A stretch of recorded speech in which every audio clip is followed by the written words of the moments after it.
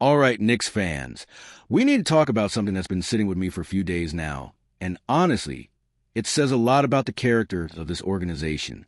Karl Anthony Towns just sat down with the New York Times.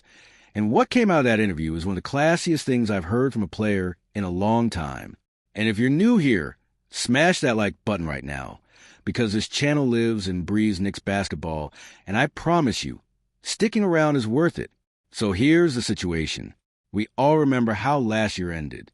Tom Thibodeau, the man who took this franchise from an afterthought to a conference finals team, got shown the door after losing in 6 games to Indiana. A lot of us were furious. I was furious. It felt like a gut punch after everything that man built brick by brick over 5 seasons. 226 wins.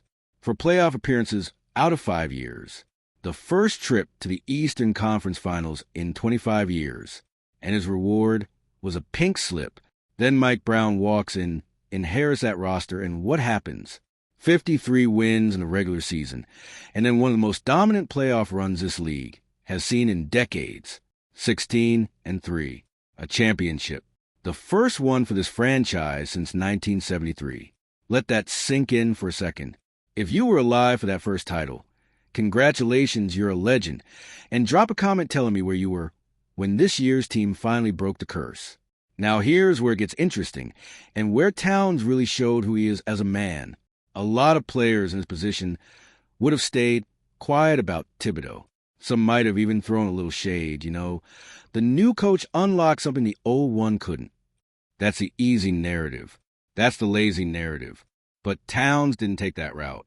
Instead, he gave credit where it was overdue. He basically said both coaches did something remarkable. One got them to the doorstep of a championship.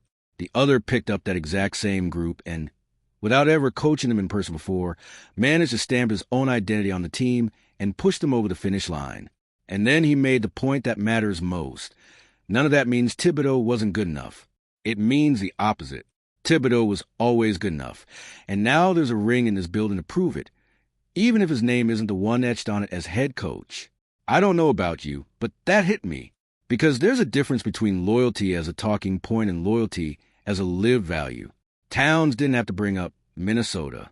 He didn't have to talk about watching Thibodeau grow as a coach and as a person from those early days all the way through his Knicks tenure. He chose to. That's not PR spin. That's a guy being honest about the relationships that shaped his career. And if that kind of accountability and respect resonates with you, drop a comment and let me know.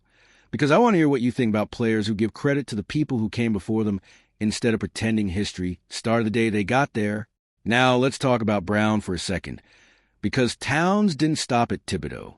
He turned around and gave Brown his flowers too, and rightfully so.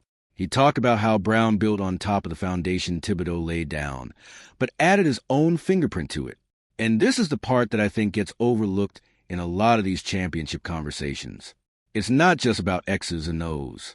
It's about finding the right combinations, the right rotations, the right guy for the right moment. Towns specifically called out Landry Shamet for showing up big in the playoffs. He shouted out Ariel Hikporti for stepping up in clutch situations when the team needed a body, needed energy, needed somebody who wasn't afraid of the moment.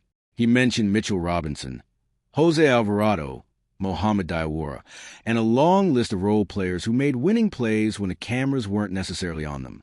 And he brought up Tyler Kolek, who balled out during the stretch when Jalen Brunson was hurt. Think about that for a second. This team didn't just survive an injury to their franchise point guard. They found a way to keep the machine running because Brown trusted the pieces around him. That's coaching. That's chess, not checkers, as Towns put it. Every single move Brown made throughout that playoff run was deliberate. It wasn't luck. It wasn't just talent showing up and figuring it out on its own.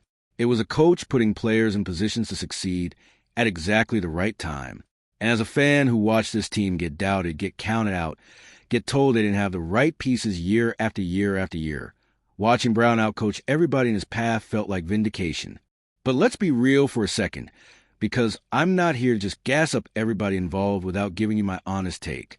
There's still a part of me that feels for Thibodeau. This man poured his soul into rebuilding a broken franchise.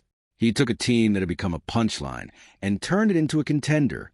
And the timing of his exit still stings, even with a championship banner now hanging in the rafters. Would this team have won it all under Thibodeau if he'd gotten one more year? We'll never know, and that's the tough part about sports. Sometimes the guy who does the hardest work isn't the guy who gets to lift the trophy. That's not fair, but it's real, and I think it's worth sitting with that instead of just moving on like it never happened. At the same time, I can hold two truths at once. I can respect what Brown did. I can appreciate that Towns is giving genuine credit to both men, and I can still feel like Thibodeau deserved better. That's not contradictory. That's just being a fan with a functioning memory and a heart. And if you feel the same way, if you're still a little conflicted about how this all played out, I want to hear in the comments. Are you fully moved on from the Thibodeau era, or does it still feel like unfinished business to you? What I keep coming back to, though, is how rare it is to get a lockeroo with this much self-awareness. Towns didn't have to say any of this. He could have just talked about the championship and moved on. Instead, he took the time to contextualize the journey, to name the role players who don't always get the spotlight, and to make sure Thibodeau's fingerprints on this title weren't erased from the story. That's leadership. That a guy who understands that legacies are built by more than just the person holding the trophy at the parade. So here's my final thought before I let you go. This championship belongs to everybody who ever put on a Knicks uniform and bled for the city, going all the way back to 1973. It belongs to Thibodeau for laying the groundwork. It belongs to Brown for finishing the job.